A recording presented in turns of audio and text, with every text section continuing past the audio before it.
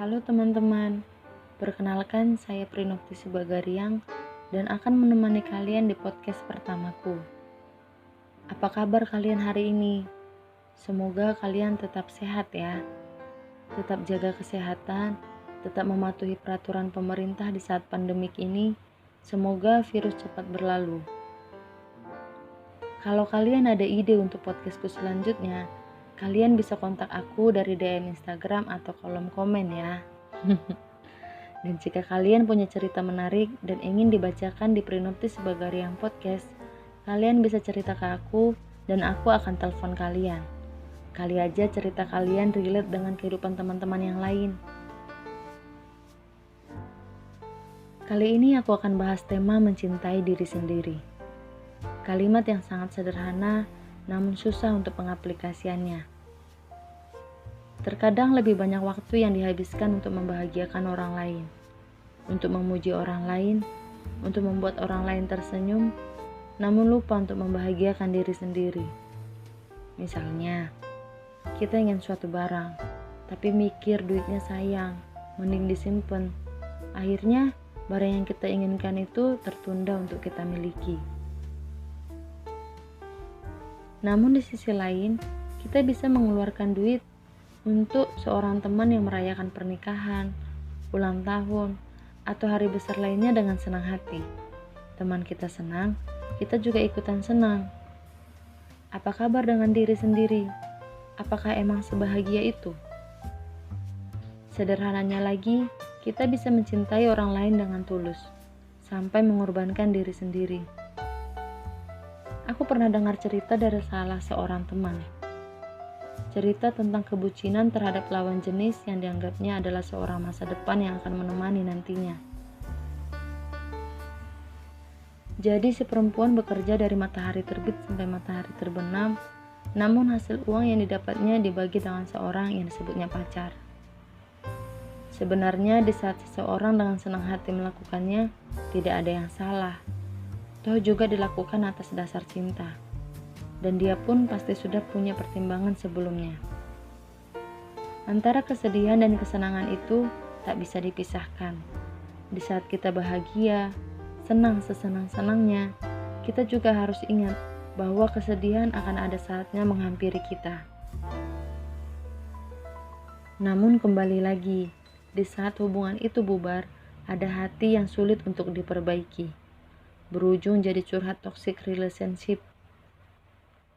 Jadi sesungguhnya suatu hubungan itu emang harus dipahami terlebih dahulu, baik atau tidaknya, wajar atau tidaknya, supaya kita bisa lebih mencintai diri kita sendiri.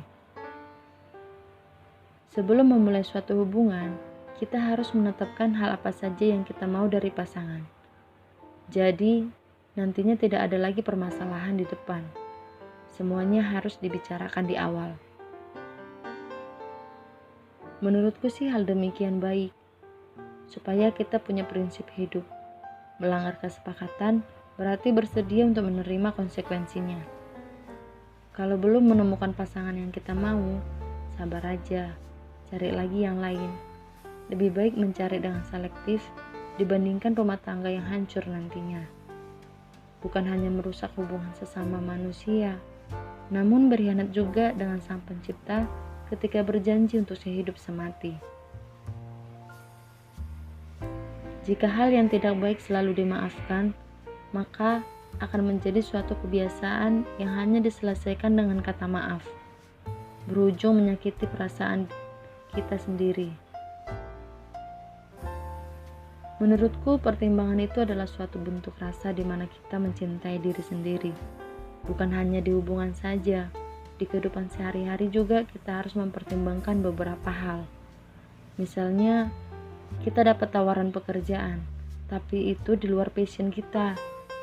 Itu akan membuat hari-hari jenuh. Waktu serasa lama berlalu, hati pun berat saat melangkahkan kaki pergi ke kantor. Ada saatnya kita untuk memulai sesuatu dengan berdialog dengan diri sendiri. Sebelum tidur misalnya, kita mempertimbangkan beberapa hal yang baik untuk diri kita sendiri. Apakah kita akan menerima hal-hal yang kita putuskan di kemudian hari? mencintai diri sendiri itu sebenarnya sangat mudah, asal emang mau untuk memahami diri kita lebih dahulu dibandingkan memahami orang lain. Saat ada tawaran dari orang lain, diri sendiri nggak mau, ya udah bilang aja nggak mau kepada teman kita tersebut, daripada memaksakan tapi malah nggak nyaman. Misalnya, seseorang teman ngajakin kita untuk gabung dengan geng tongkrongannya, tapi kita nggak mood.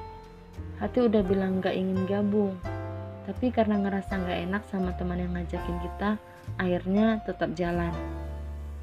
Di tongkrongan itu pun jadinya mati gaya kan, nggak tahu gimana untuk menyeimbangkan percakapan. Rasa nggak enak terhadap teman sekalipun harus dipikirkan matang sematang-matangnya. Berkorban itu baik, namun jika berkorban demi hal yang tidak pasti, cukup sampai di sini. Jangan biarkan dirimu menanggung luka lebih lama lagi. Sebelum mencintai orang lain, cintai diri sendiri terlebih dahulu. Semoga hari-hari kita semakin bahagia, sehat selalu dan waspada. Terima kasih teman-teman semuanya. Sampai bertemu di cerita selanjutnya.